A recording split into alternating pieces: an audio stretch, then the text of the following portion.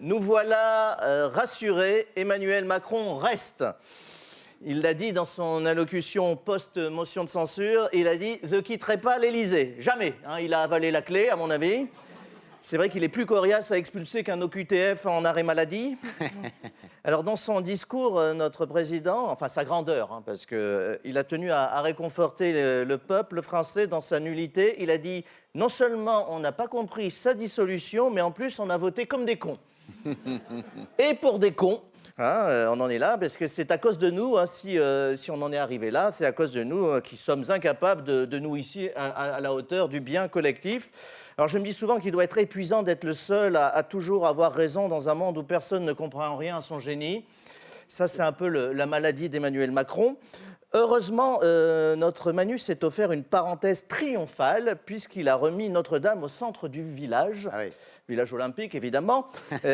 C'était sous une pluie battante. Oui. C'est vrai, on s'est beaucoup moqué du mauvais karma météo de Hollande, alors que sous Macron, il flotte tout le temps. C'est vrai, monsieur, vous avez vu à Notre-Dame, une drache, même la perruque de Brigitte avait frisé.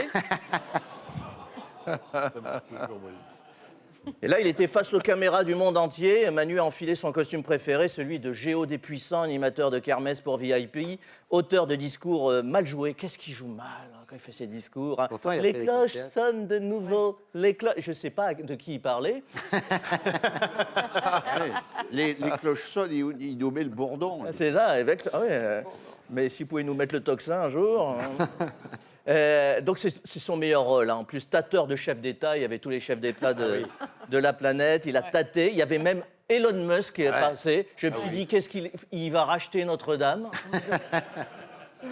Bernard Henry. Donc il y avait Bernard Henry, c'était les gargouilles. Oui, il y avait Bernard Arnault.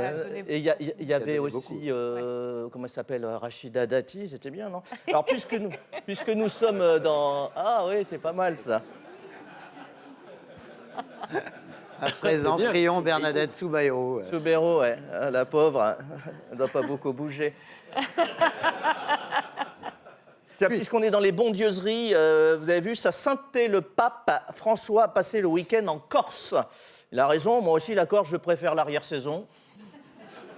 Il a bien fait, c'était bien. Bilan mitigé de cette visite pontificale, beaucoup de fréquentation, mais peu de confessions.